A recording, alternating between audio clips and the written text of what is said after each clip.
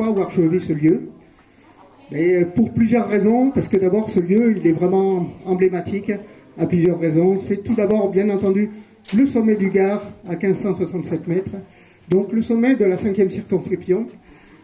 On peut voir pratiquement toute la 5e circonscription d'un seul coup d'œil.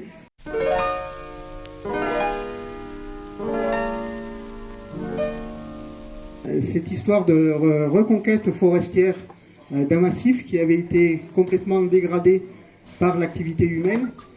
Il faut se représenter donc au milieu du 19e toutes les pentes de l'Égoile pratiquement dénudées, sans plus aucun arbre, du fait du pâturage, de la pratique du pâturage des moutons, du fait aussi de l'utilisation du bois pour des tas d'activités.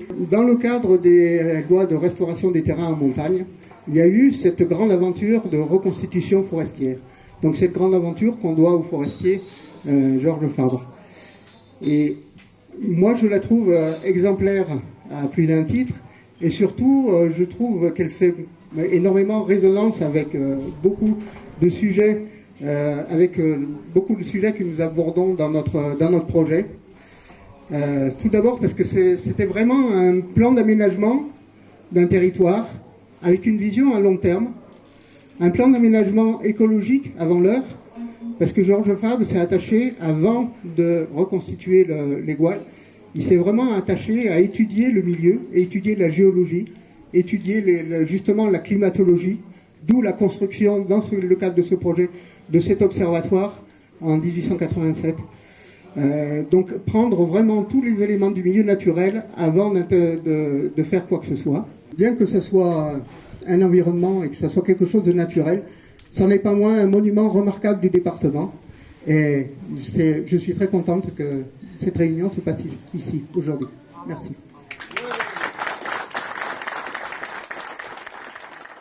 On verra à la fin comment on se félicitera les uns et les autres, mais ça a été une campagne quand même d'un dynamisme assez incroyable. Les résultats du premier tour des élections législatives nous ont portés vers les sommets sur tout le territoire national.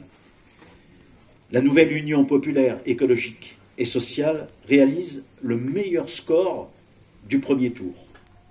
Même si les tripatouillages du ministère de l'Intérieur tentent de maquiller la réalité. Nous sommes la seule alternative. Nous représentons l'espoir car, majoritaire à l'Assemblée, nous changerons concrètement la vie des Français. Très franchement, Jean-Luc Mélenchon, sur ce qui caractérise notre République, que ce soit la liberté, que ce soit l'égalité ou la fraternité, il y a, je crois, personne qui peut lui donner de leçons sur ces trois éléments-là. Donc je tenais à le redire parce que c'est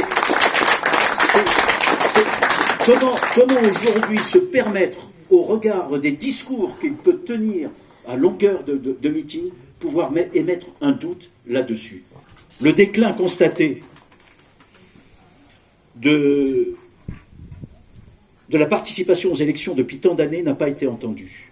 En méprisant le peuple, en réprimant durement toute contestation sociale, ces Français sont en colère et une majorité d'entre eux sont d'ailleurs plus fâchés que fachos, cette fois-ci en le disant dans le bon ordre.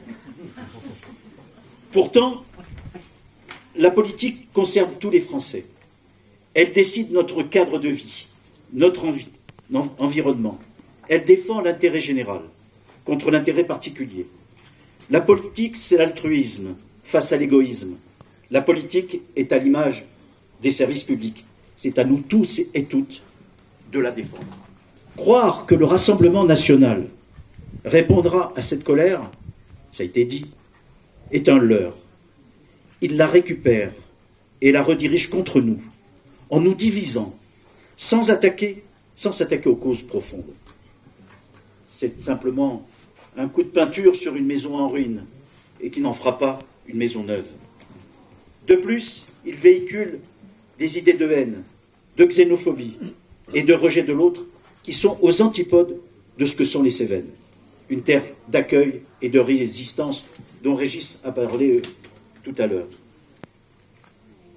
Aujourd'hui, sur le toit du Gard, futur observatoire du changement climatique, symbole des enjeux majeurs qu'il nous faut aborder, symbole aussi d'un service public qui a reculé, l'Égoal, c'est aussi l'illustration de la diversité des beautés qui composent notre département, de la Camargue au cirque de Navacelles et des plaines parsemées de vignes qui s'étalent le long du Rhône. L'Égoal, trône paisible, tranquille, là. Marqueur fort de l'identité du Gard, phare pour l'Occitanie, le Mont Égoal, récemment labellisé réserve internationale du ciel étoilé, s'apprête donc à devenir une référence en matière d'interprétation des changements climatiques et un site touristique majeur. Dimanche, il faut que tout le monde nous rejoigne.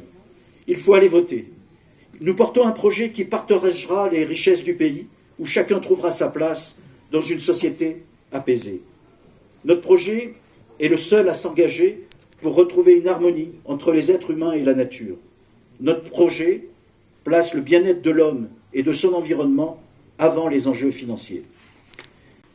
Dimanche, on va gagner, c'est sûr.